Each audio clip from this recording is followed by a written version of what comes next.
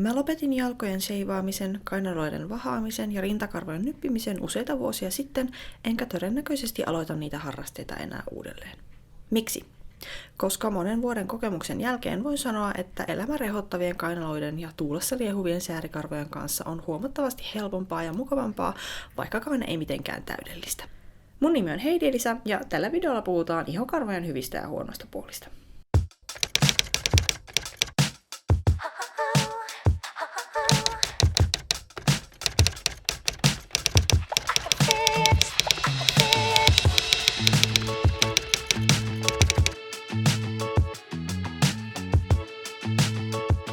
Iso osa naisista ja teini-ikäisistä tytöistä poistaa ihokarvojaan tavalla tai toisella, koska meille on opetettu, että sileät sääret ja kainalot on kauniita ja naisellisia ja karvainen keho taas ruma ja sopimaton. Mäkin elin parikymppiseksi tämän saman ajatusmallin mukaisesti, kunnes yksinkertaisesti kyllästyin ja lopetin paranajamista lukuun ottamatta ihokarvojen poiston käytännössä kokonaan. Kyllä, mulla kasvaa parta, en voittanut geenilotossa. Mulla on tässä vaiheessa jo jonkin verran kokemusta ihokarvoituksen kanssa elämisestä ja seuraavaksi esitänkin teille 4 hyvää ja 2 ei niin hyvää puolta karvojen poiston lopettamiseen liittyen. Mä olen toki vain yksi ihminen ja tää lista on tehty mun henkilökohtaisesta näkökulmasta, joten kuulen mieluusti teidän näkemyksiä ja mielipiteitä aiheesta kommenteissa. Hyvä puoli numero 1 on, että kuluu vähemmän aikaa karvojen poistamiseen. Eli kaikenlaiseen ajelemiseen, nypimiseen, leikkaamiseen ja vahaamiseen ei kerta kaikkiaan tarvitse käyttää niin paljon aikaa, kun ei yksinkertaisesti poista omia ihokarvojaan. Toki mulla paranajamiseen menee aamuisin semmonen vajaa 10 minuuttia osana mun muuta aamuista ihonhoitorutiinia, mutta se on huomattavasti vähemmän kuin mitä mä aikaisemmin käytin, kun mä esimerkiksi lähestulkoon joka ilta sheivasin koko jalan niin kuin jostain lantiosta tai yläreidestä suurin piirtein varpaisiin saakka. Siihen meni yllättävän paljon aikaa ja nyt mä voin käyttää kaiken sen säästyneen ajan johonkin huomattavasti miellyttävämpiin asioihin. Hyvä puoli numero 2 on se, että samoin kuin karvonpoistoon kuluu nyt vähemmän aikaa, niin siihen kuluu myös vähemmän rahaa. Ja sehän saattaakin olla varsinainen rahareikä riippuen, että mitä tekniikoita siihen käyttää ja kuinka usein. Varsinkin, koska jostain syystä naisille markkinoidut ja naisille suunnatut karvanpoistotuotteet on aina kalliimpia ja huonompilaatuisia kuin miehille suunnatut. Sen takia minäkin käytän paranajamiseen miesten partahöyliä, koska ne ovat halvempia ja parempia.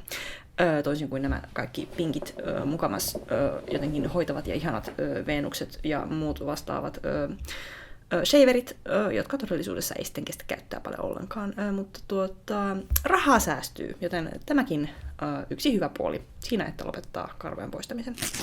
Hyvä puoli numero 3 karvan poiston lopettamisessa on se, että olo voi olla hyvinkin paljon mukavampi. Tämä on toki tietysti vähän yksilökohtaista, mutta ainakin mä koen, että mulla on huomattavasti mukavampi olo, kun sellaista sheivaamisen jälkeistä ihoärsytystä ei ole. Ei ole sisään kasvaneita karvoja missään päin kehoa, mikä johtuu nimenomaan siitä sheivaamisesta. Ja myöskin tuulen vire säärikarvoissa kesäisin on ehdottomasti kokeilemisen ja kokemisen arvoinen asia. Tosiaan karvojen poistohan voi aiheuttaa esimerkiksi just näitä sisään kasvaneita karvoja, eli kun se karva leikataan siitä ihon pintaa vasten, niin sitten jos siinä onkin jotain ihosolukkoa siinä päällä tai se karva lähtee kasvamaan vähän vinoon siitä aukon ohi, niin se saattaa kasvaa sinne ihon sisälle ja se on todella inhottavaa. Niitä joutuu sitten raapimaan ja nyppimään pois sieltä, mikä voi olla aika kivuliasta ja häiritsevää. Myöskin siis se, että jos vaikka sheivaa tai sitten sokeroi vahaa omia karvojaan pois, niin sen jälkeen iho saattaa olla vähän arka, se ei oikein tykkää siitä käsittelystä ja kun ne karvat sitten alkaa kasvaa, niin hirveä kutina. En tykännyt koskaan, ja se on erittäin hyvä puoli, että sitä ei nyt enää tässä vaiheessa ole. Tässä vaiheessa esittelen teille hieman edelliseen pointtiin liittyen huonon puolen numero 1, mikä saattaa tulla, kun lopettaa karvanpoiston. Eli vaikka karvojen poisto itsessään saattaa aiheuttaa jonkinlaista epämukavuutta kehossa, niin myöskin se, että niitä ei poista, saattaa jälleen yksilöstä riippuen aiheuttaa pientä epämukavuutta. Mulla se näkyy esimerkiksi siinä, että kun mä käytän aika paljon sukkahousuja hameiden ja myöskin housujen alla, niin välillä säärikarvat ja reisikarvat tarttuu niihin sukkahousuihin kiinni, ja sitten kun liikkuu ja se kangas siinä myöskin liikkuu ihoa vasten, niin sitten se kangas vetää niitä karvoja, mikä saattaa sitten aiheuttaa semmoista ikävää. Tiedätte millaista on, jos vaikka vetää tukistaa itseään tai nyppäisee omaa kainalokarvansa, niin sehän ei tullut kauhean kivalta. Joten se on semmoinen yksi huono puoli, minkä olen itse huomannut tässä niin kuin fyysisen epämukavuuden alueella. Voisin kuvitella, että toki varsinkin alkuvaiheessa, jos on aina tottunut poistamaan karvojaan ja sitten yhtäkkiä lopettaa sen, niin joillakin ihmisillä se, että niitä karvoja on ja ne niin kuin vähän niin kuin hankaa ihoa vasten tietyissä paikoissa, vaikka kainaloissa, niin se saattaa taas tuntua epämukavalta, mutta ainakin itse mä totuin siihen hyvin nopeasti, eikä se ole koskaan ollut mulle mikään ongelma. Mutta tämmöisiä pieniä fyysisiä epämukavuuksia saattaa ilmentyä. Tähän perään kerron teille myöskin huonon puolen numero 2. On siis se, että koska tosiaan yhteiskunnassa valaa oleva normi on se, että naiset ovat mahdollisimman karvattomia lukuun ottamatta silmäripsiä, kulmakarvoja ja hiuksia, niin se, että sitä karvaa on muillakin alueilla kehossa, niin saattaa aiheuttaa muissa ihmisissä ikäviä tunteita ja se saattaa sitten tulla takaisin negatiivisena huomiona. Toivon mukaan tätä ei hirveästi enää nykypäivänä tapahtuisi, mutta valitettavasti totuus on, että sitä jossakin määrin tapahtuu, riippuen toki, että millaisissa piireissä kukakin meistä liikkuu. Ja toki jos saa somessa tai ihan kasvatusten tosi elämässäkin ikäviä kommentteja omasta ulkonäöstään, niin sehän toki satuttaa ihmisen tunteita, eikä kenenkään tarvitse mun mielestä teeskennellä, että se ei satuttaisi. Mutta toki niihin sitten voi omalla suhtautumisellaan vaikuttaa, että ohittaako ne sillä, että ihan sama, ei kiinnosta muiden mielipiteet, vai jääkö ne sitten jotenkin sydämen ja sielun jotenkin kaihertamaan. Ja tämä negatiivinen huomio voi toki niin kuin aiheuttaa vähän niin kuin ennakkoon tällaista niin kuin epävarmaa oloa. Esimerkiksi kun lähtee julkisille paikoille vaikka kesällä lyhyessä kesähameessa ja hihattomassa paidassa ja sitten ne karvat sieltä rehottaen näkyy, niin se saattaa vähän niin kuin olla epävarmempi itsestään sen suhteen, että mitä muut nyt minusta ajattelevat, vaikka sitä muiden negatiivista huomiota ei vielä siinä vaiheessa ei se olisikaan tullut. Joten se saattaa aiheuttaa tämmöistä niin kuin ennakkosensuuria itseä kohtaan. Se on ehdottomasti huono puoli ja se on aika monimutkainen asia, että miten sen kanssa on, että se riippuu tosi paljon niin kuin omasta asenteesta ja siitä, että kuinka paljon välittää siitä, että mitä muut ihmiset, tutut tai tuntemattomat, ajattelevat juuri minun ulkonäöstäni. Itsehän olen just semmoinen ihminen, että ainakin noin niin kuin tietoisella tasolla yritän olla välittämättä yhtään tämmöisistä asioista, mutta toki aina välillä se tulee niin kuin mieleen, että voinko mä nyt käyttää tämmöistä vaatetta vaikka jossakin juhlissa, kun pitäisi näyttää siistiltä, ja sitten ne karvat ei näytä siistiltä. Mutta sanotaan ainakin arkielämässä niin ihan yksi hailee, jos jotakuta loukkaa se, että minä näytän siltä, mitä näytän.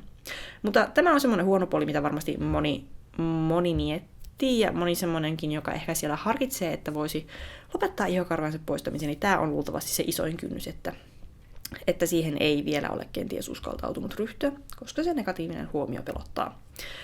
Mutta rohkaisuna sanoisin teille, että mitä enemmän liikutte julkisilla paikoilla ja ihmisten seurassa karvojenne kanssa, niin sitä helpommaksi se tulee, eikä sitä jossain vaiheessa aina edes muista miettiäkään. Oli vaatetus ja vuoden aika millainen tahansa. Ja sehän on hyvä aika aloittaa esimerkiksi just talvella tämä karvainen elämä, koska silloin ainakin täällä pohjoisella pallonpuoliskolla yleensä ja täällä napapiiriä lähempänä, niin tarvitsee sen verran vaatetta, että niitä karvoja ei todennäköisesti kukaan juuri näe talvisaikaan. Joten silloin on hyvä aika harjoitella tätä karvaisen ihmisen elämää. Ja sitten kun siitä kevät ja kesä etenee, niin pikkuhiljaa pääsee olemaan myöskin vähemmän vaatetuksen kanssa ja niiden karvojensa kanssa julkisilla paikoilla. Ja viimeisenä, mutta ei todellakaan vähäisimpänä, hyvä puoli numero 4 siinä, että lopettaa karvojensa poistamisen, on rakkaus omaa kehoa kohtaan kasvaa. Ja hyväksyntä myöskin muiden ihmisten erilaisia, mahdollisesti karvaisiakin kehoja kohtaan kasvaa. Kun opettelee elämää näkyvien ihokarvojen kanssa ja huomaa, että niistä huolimatta voi kokea olonsa hyvinkin kauniiksi, itsevarmaksi, seksikkääksi ja kunnioitusta ansaitsevaksi siitä huolimatta, tai niin kuin niistä huolimatta, että niitä karvoja on, ja siitä huolimatta, että joku muu ehkä siitä ei hirveästi pidä, niin se salliva asenne omaa kehoa kohtaan laajenee myös muille osa-alueille. Eli sen asenteen ja ajattelutavan harjoittelu, että meikäläinen tässä omassa lihasäkissään on hyvä juuri sellaisena kuin on, ihan luonnostaan, eikä tarvitse jatkuvasti vaivata omaa päätä sillä, että miten minun pitäisi nyt itseäni muuttaa, jotta soveltuisin näihin valalla oleviin kauneuskäsityksiin. Tämä on tietysti semmoinen aihe, mistä voisi puhua aika paljon, varsinkin siitä, että miten nykyinen jälkikapitalistinen yhteiskunta rahastaa meitä nimenomaan sillä, että me olemme epävaroja omista kehoistamme. muun muassa karvanpoistotuotteiden myyntihän perustuu juuri tähän. Mutta kun niitä karvoja ei poista, niin rahaa ja aikaa ei tarvitse käyttää niiden tuotteiden ostamiseen ja käyttämiseen, eikä tarvitse käyttää energiaa siihen, että vaivaa omaa päätään sillä, että näytänkö minä nyt sovelialta tähän yhteiskuntaan. Totta kai sinä näytät sovelialta. Ihan sama, missä puolen kehoa sinulla on karvoja. Vaikka koko selkä olisi täynnä turkkia, niin olet aivan hyvä sellaisena kuin olet. Ja tämä on yksi semmoisia tärkeimpiä asioita, mitä mun mielestä aikuisen ihmisen kannattaisi opetella, on itsensä hyväksyminen ja kriittinen suhtautuminen siihen, että miten paljon meidän epävarmuutemme pyörittää tiettyjä business-aloja. Mua kiinnostaisi tietää, että mikä teidän suhde ihokarvoihin on ja miten hyviä ja huonoja puolia niistä ja niiden kanssa elämisestä te nostaisitte esille. Erityisesti siksi, että iso osa tämän kanavan katsojista on miehiä ja mullahan ei naisihmisenä ole aavistustakaan siitä, että millaisten ulkonäköpaineiden kanssa te ukkoset joudutte ihokarvojen suhteen painimaan. Sukupuolirajat ylittävä solidaarisuushan on aina in ja muodissa, joten keskustellaan ja jaetaan kokemuksia kommenteissa. Siinä oli mun näkemykseni ihokarvojen hyvistä ja huonoista puolista. Oletteko samaa mieltä vai puhuinko mä teidän mielestä ihan höpöjä? Jos aihe kiinnostaa enemmänkin, mä olen tehnyt aiemmin tälle kanavalle 2 muutakin videota ihokarvoitukseen liittyen. Ensimmäisessä puhutaan karvanpoiston historiasta ja yhteydestä nykyisiin ja menneisiin kauneuskäsityksiin, ja toisessa mä vastaan mulle esitettyihin kysymyksiin ihokarvoista ja niiden kanssa elämisestä. Linkit on tämän videon kuvauksessa. Kiitos paljon kun katsoit videon tänne loppuun saakka. Anna peukku, jos tykkäsit, ja kanavan saa myös tilata. Näemme seuraavan kerran ensi kuussa, ja tällä välillä mua voi seurata Instagramissa @HeidiElisa. Ensi kertaan! Jos kuulette hurinaa taustalla, niin se johtuu tästä rontista, joka haluaa olla minun sylissäni tämän nauhoituksen aikana, joten pieni kehräys taustamusiikki teille, saatte se samalla.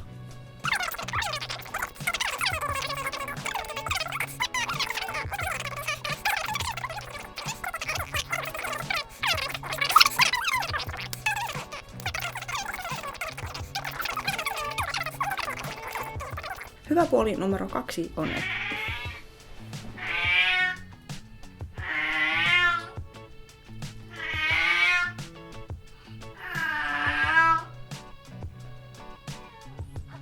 no niin. Hyvä puoli 2.